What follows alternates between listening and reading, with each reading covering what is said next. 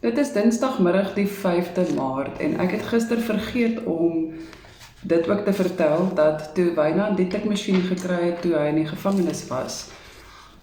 Eerstens wat ek daaroor wou sê is, 'n mens sal dalk dink, wat is die kans dat hulle vir hom 'n tikmasjien sal gee? Maar dit bevestig net dat as jy vra, sal daar vir jou gegee word, nê? En die ergste wat hulle kon seker gebeur het, is dat hulle sou nee sê. So dit vind ek verder ook ongelooflik van wat daar gebeur het. En dan, hy het geen tik agtergrond gehad nie, soos die vak wat hy op skool neem om te leer tik nie. So hy het so met 2 vingers met die tikmasjien gewerk en hierdie boek voltooi en die ander ene begin. So dit is wat ek gister ook wou bygesê het. Goed, kom ons gaan aan met The Long Lost Grave. 20 meters further it braked to a halt. The tousled head appeared through the driver's window.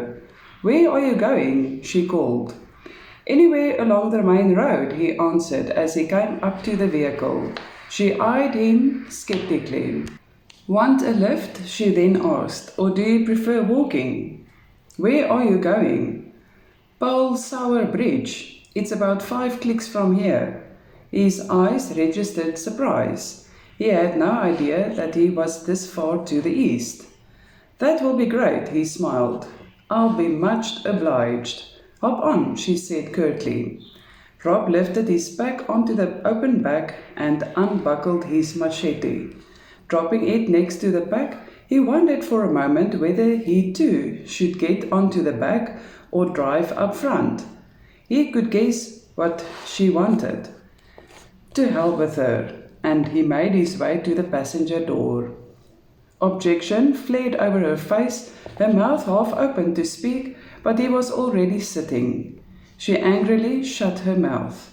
The Datsun pulled away, throwing up mud under the vehicle's body. For minutes they drove in silence, him feeling satisfied, but she angry for offering a lift to an insolent tramp. "So, you're a ranger," he commented. "I'm a conservationist." "Well, something," but she didn't reply to that. He tried again. "What day is it?" "Thursday," almost reluctantly. "And the date?" She glanced at him with irritation. "Listen, what is this? I'm giving you a lift and that is what you wanted, right?" Rob nodded. "Right, but still, can you please be so kind as to tell me the time?" He hastily added when he saw her frowning. "The dash clock doesn't work." "It's 11:30, she said tersely. "I should have guessed that you couldn't read your own watch." "Well, it's not working. It rained out some weeks ago." A ghost of a smile appeared on her face. "Then why are you still wearing it?" "Oh, to remind me to have it fixed." Kathy glanced at him with a little more attention, a faint curiosity stirring. He had taken off that ugly hat, and she saw that his hair was long and unkempt, still wet and muddy. He must have had quite a dive back there. She expressed a smile. He was tall, taller than herself, and she liked that. His face was strong and attractive, good-looking features under the beard too, and not badly built at all. All of a sudden, she was curious. Who was he, and what was he doing out here? "Just how long did you spend here in the forest?" she asked, feeling a bit more mollified at the knowledge that he was perhaps not the tramp that she had thought him to be at first. Rob shrugged, smiling thinly. About 3 months, I'm not exactly sure." The Datsun swerved. Kathy looked surprised. 3 months? "Oh, I've stopped over at Bergplaas, Karatara and Naisna, but only for supplies. My journey from George was a bit long, and I must admit to my shame that I'm not exactly certain where I am right now." "I'll be damned." She smiled faintly. "You are in the Tetsikama Forest and Coastal National Park, 170 kilometers from George by road. I believe you have done a fair deal more." What have you been doing?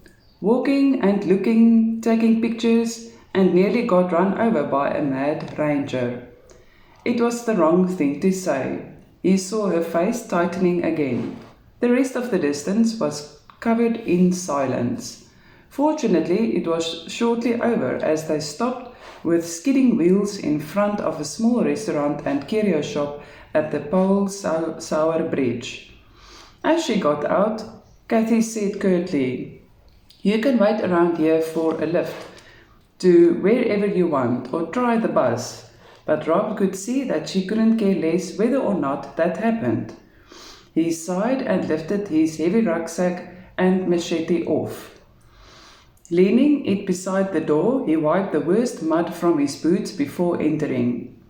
Forester Peter Crawford and his wife Anne were seated at one of the small tables near the corner when Kathy entered. Anne was also the owner of the restaurant and shop, which were deserted at the moment, except for husband Peter, who was paging through a magazine. They looked up in surprise. "Hi, folks," Kathy greeted friendly. "Mind if I use the phone?" Peter chuckled. "Not at all. Radio broken again?" "Not again. It is still broken." Kathy made a helpless gesture and rolled her eyes dramatically. "The lines are down near the north hut. I must warn Warden Oppies so that he can send out a repair team." She walked to the telephone at the back. Behind her, Rob Dubois entered the restaurant in his shabby, dirty clothes and stood self-consciously, half grinning inside the door, hat in the hand. "Peter, Anne," he greeted hesitantly. For an instant there was a shocked silence as the couple stared at the worn-out figure. "Hell, it's Rob!" Peter blurted at last as he jumped to his feet. "Why, you beggar of a man! I thought something had happened to you. I've almost reported you missing." They shook hands and Rob held out his hand to Anne. "I am in no shape to kiss you," he laughed as she ignored his hand and kissed him lightly. "What's a little water and mud?" she asked, smiling. "Come, sit down. You must be starving. Look how thin he is, Peter." Peter grunted in agreement as they sat down. Anne hurried to the kitchen with eager promises of something filling for a hungry stomach. Rob groped for Peter's cigarettes and lit one. Inhaling the smoke deeply into his lungs, he sighed contentedly and blew it out. "Oh boy, great! And how did it go?" So, tired and footsore." Rob grimaced and told him briefly his experiences of the past 3 months, but said nothing about his find as the waterfall, but said nothing about his find at the waterfall. Perhaps another time, he thought. Rob had first met Peter and Anne during his preparation and footwork some 4 months ago. He had stayed here with them while Peter had showed him around and gave him invaluable advice for the needle in the haystack search for the Neisner elephants. "So, you haven't found them?" Peter sounded almost sad. "No, not a trace, but I have collected lots of material. The trip was not wasted, not at all." "And are you going to write about it?" Tom nodded. "Sure. Let me tell you, these forests are treasure trove of fauna and flora, a paradise of nature," he chuckled. "And then on the last day, I nearly got run over by—" Kathy, who had just finished her call, only heard this last part as she came up to the table. Her eyes were instantly ablaze. "He's lying, Peter. He nearly caused an accident and I could have been killed." She pulled a vacant chair near and looked at them suspiciously. "Do you know each other?" Rob grinned thinly and Peter nodded. "Yes, we do. And I believe you have met Rob Dubois." She stared across the table. "I almost bumped into him, as you've heard, and I regretfully offered him a lift." "Yes, You suggested it first. You wanted to bring me in on charges of trespassing. Who said anything about charges? She stared back at him acidly, her eyes and cheeks flushed, anger in her eyes, mouth slightly open. Rob thought that he had never seen a prettier woman in his life. His heart missed a beat. Their eyes met and held, the moment electrifying tense, and he knew he would like to know her better. You're a lying brute. Peter was about to interfere when Anne entered with coffee and toasted sandwiches. He breathed in relief as Cathy stood up to help. Anne's timely arrival prevented a potential disaster, and he knew Cathy. He glanced at Rob, not quite understanding. It was as if the latter was deliberately taunting Cathy's fury, but Rob was lost to the world as he polished the sandwiches and drank 3 cups of coffee, while the others hid their awe at his huge appetite, trying not to notice. But Anne couldn't help it. For goodness sake, Rob, when did you last have a decent meal? Rob grunted, patting his stomach. Last night, he said, and chuckled at their disbelief. It's true, I had freeze-dried, although before that I had only drunk bitter black coffee and brandy for 3 days. Finally satisfied, he pushed the empty cup away and declined any further refills politely. Instead, he lit another cigarette. I haven't smoked in 2 weeks, he explained, inhaling deeply. Have you seen this? Peter asked, turning over the magazine he had been reading earlier. Cathy glanced at the corner or the cover of Nature World magazine.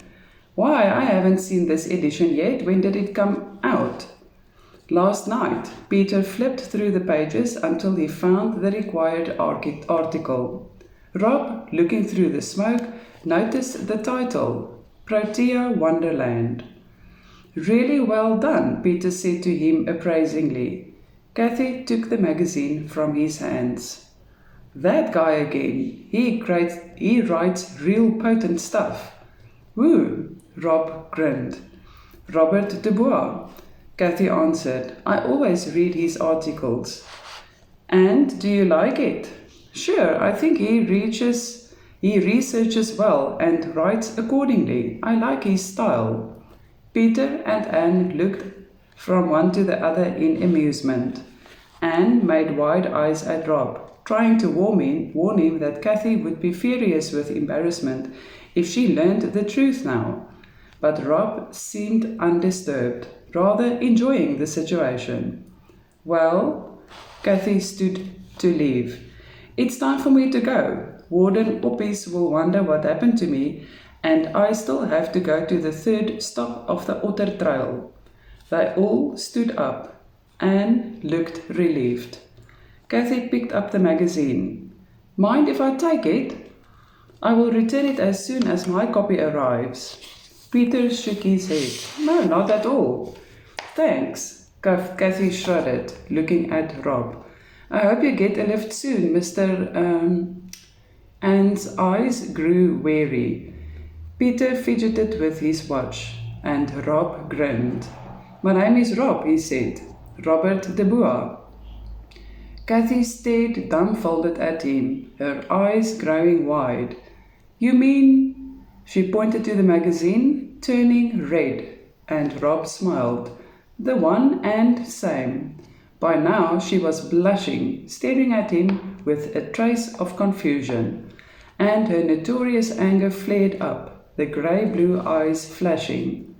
She swung around and with rebellious hair bobbing about her head, she marched through the door. They stared at each other silently. Rob, Peter said gravely. That was Catherine Moore. 3 hours later, Peter dropped Rob off in front of the Outeniqua Hotel in George. The receptionist eyed him coldly from the safety of her office and reluctantly gave him a key after he had successfully identified himself and persuaded her that he could indeed pay. There was still doubt and mistrust in her eyes as she watched the dirty and smelly figure ascending the steps to the first floor. He made 2 phone calls, one internal for room service and the other an outside call, before opening the bath taps. Discarding his dirty clothes in a pile in the corner, he slipped into the steaming hot water with an ice-cold whiskey in one hand and a cigarette between his lips. He sighed contentedly. Man, this is life. Then the outside door to his room burst open and someone came rushing through, slamming the door shut as Rob heard a suitcase being dropped on the bed. He chuckled. "Hi, girl," he called. "The necessary is there. Help yourself and bring a refill to your long-lost friend." An indistinct mumble reached his ears. Moments later, she came through the bathroom door. Rob was lying on his back in the foamy hot water, smiling up at her. "Hello, JJ, and how's my favorite soldier?" Janine Jansen laughed lightly and kissed him on the mouth. "Just fine," she replied. "And glad you are back. When you asked me to look after your car and things, I had no idea that you would be gone for 3 months. Hell, where have you been? I was worried sick." "Well, you certainly don't look sick now," he grinned. Freshly shaved, washed and dressed in clean clothes, the two sat side by side on the narrow hotel bed, savouring a juicy steak and a superb Cabernet Sauvignon. "I have been promoted," she said shyly and popped a chip in her mouth. "Oh, this is good. Congratulations. Now let me see. That makes you a full lieutenant." She beamed at him. He was glad for her sake and said so. She was a proud soldier, a career woman set for a future in a life full of possibilities.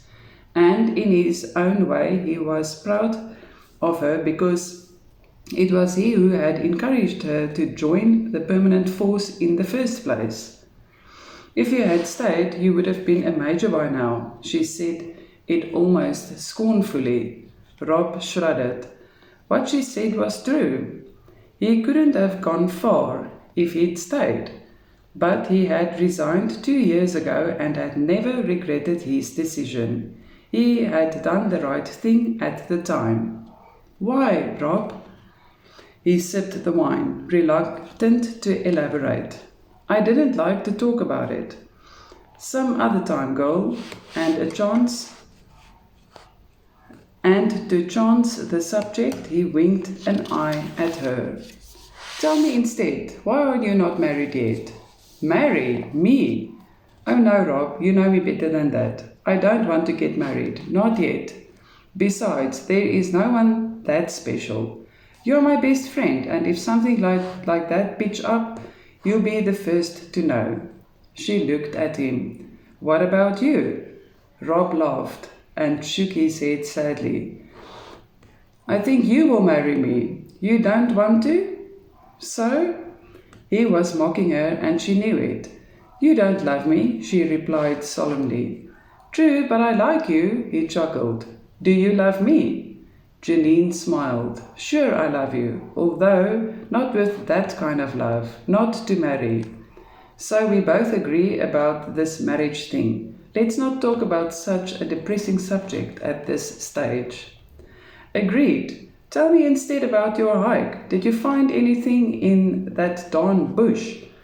He watched her for a moment. He was very aware of the leather bag and gold coin in his backpack, but was reluctant to share the information. He shook his head slowly.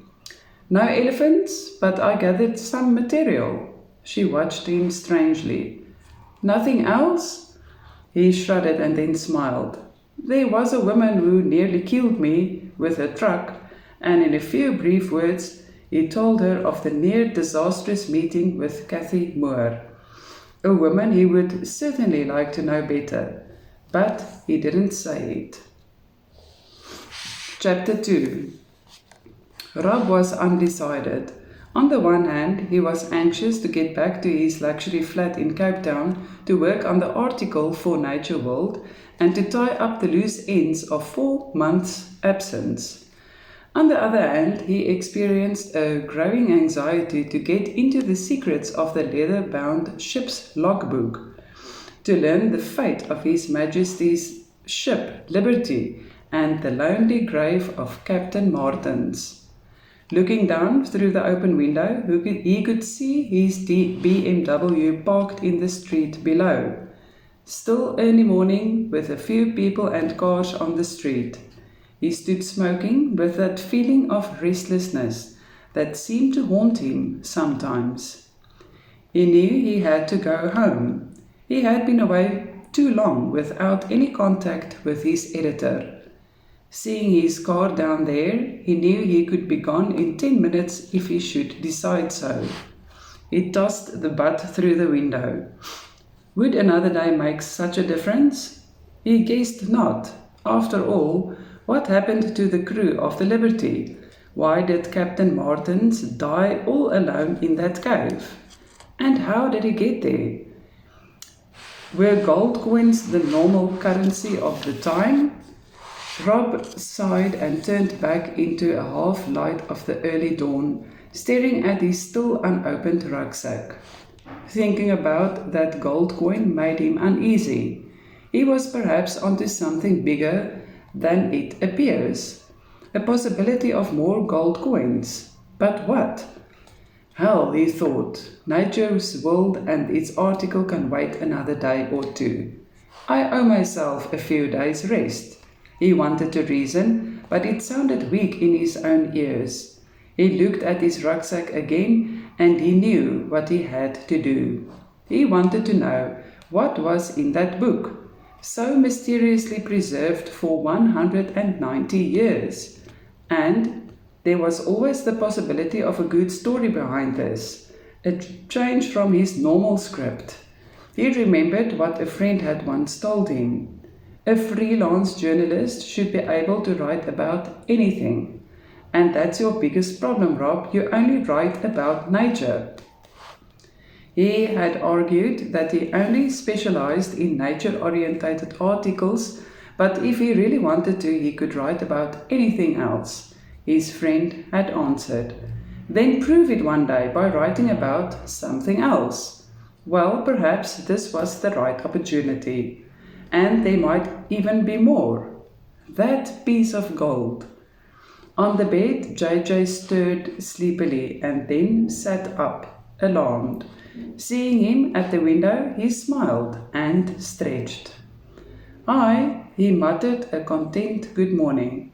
"What's the time?"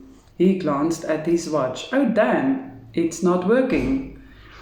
"Oh, you and your miserable watch." JJ jumped from under the blankets.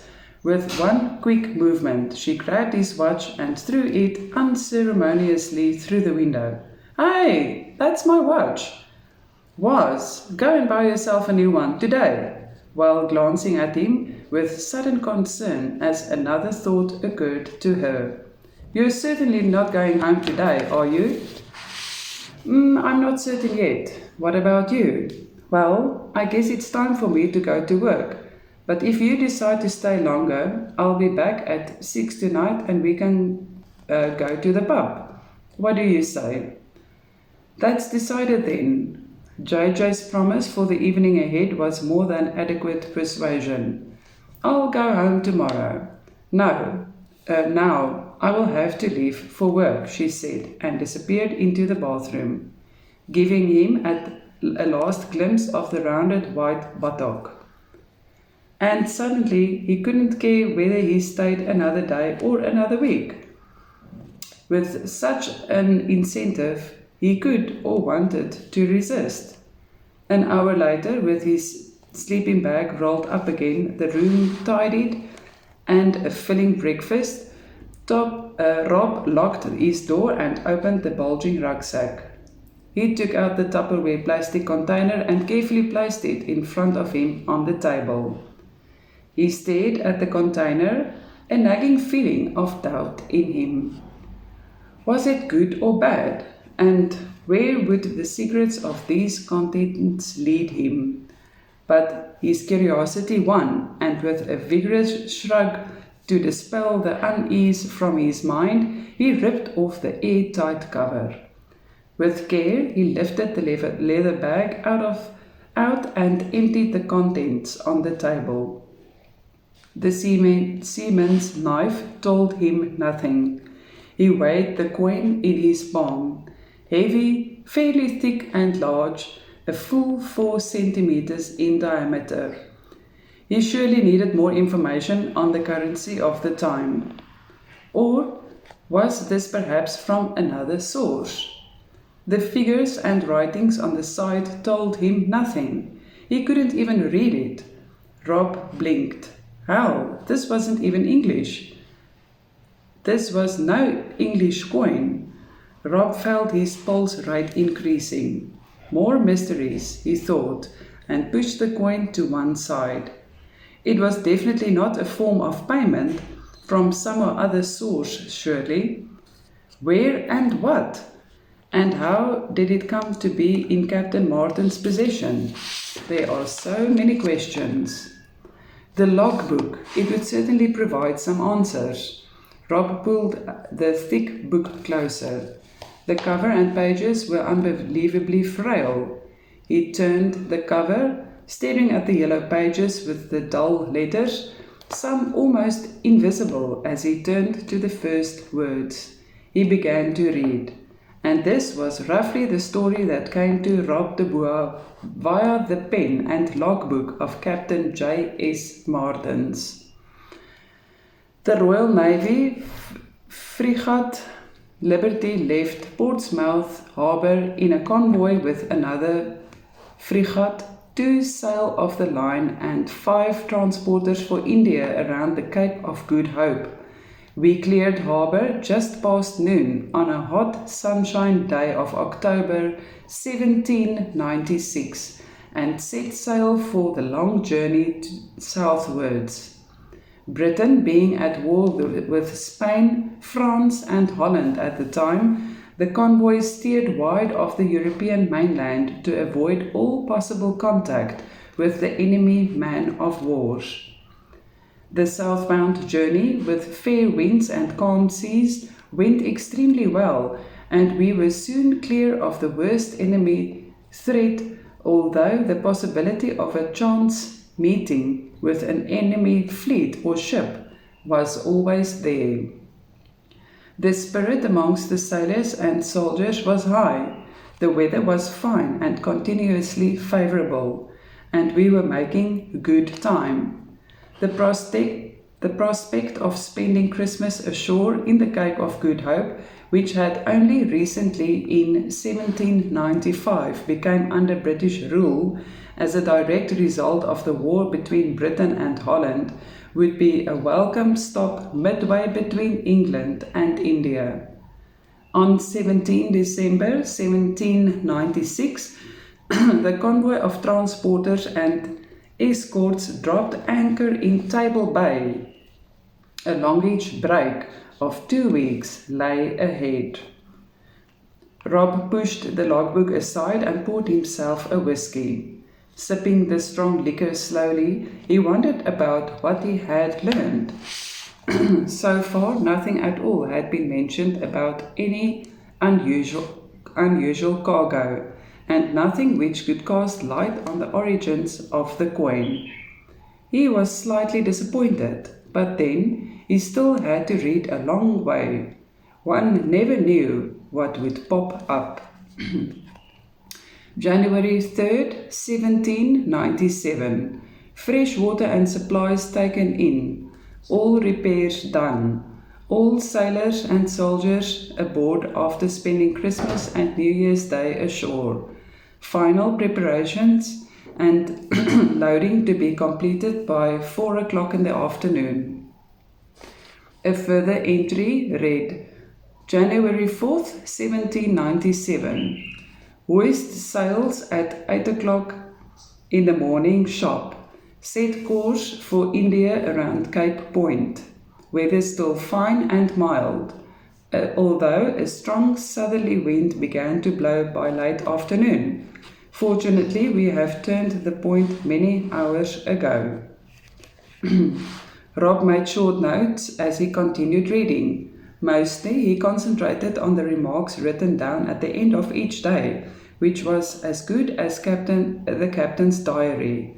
Captain Martin's continued. January 10th, 1797. Weather is deteriorating fast and the barometer is still dropping. We are expecting a storm. All ships in the convoy are still in contact.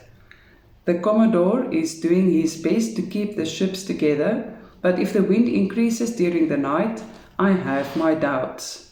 P.S. I wonder whether or not I should tell the first officer about our secret load. If it comes to the worst, we must try to save it. A flare of excitement rushed through him and Rob leaned forward, eager to read more. Another diary entry. 11 January 1797. The storm hit us in all its fury. By dawn this morning, there was no other ship in sight. The sky is dark with clouds and a howling wind. The sea is terrible. Waves are continuously washing over the deck.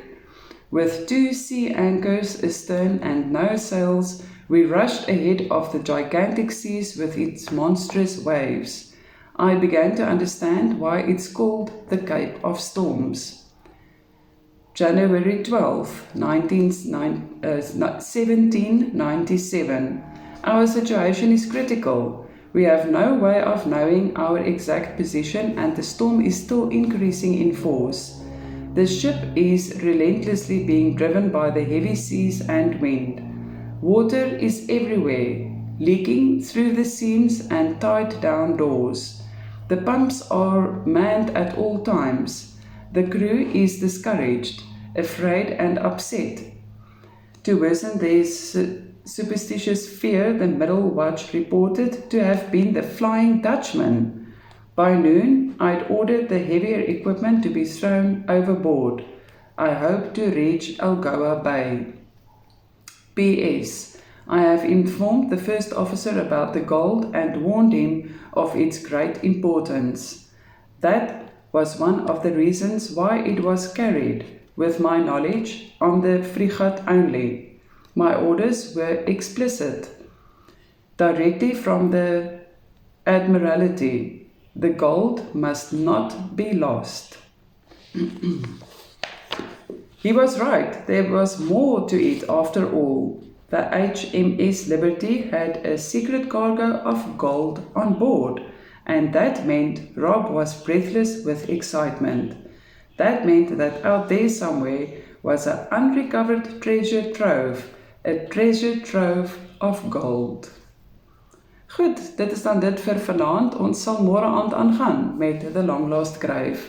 Nogmaals dankie vir jou ondersteuning in die vorm van die kommentaar wat jy lewer, die finansiële bydraes, as ook die like, subscribe, share en bellbutton druk.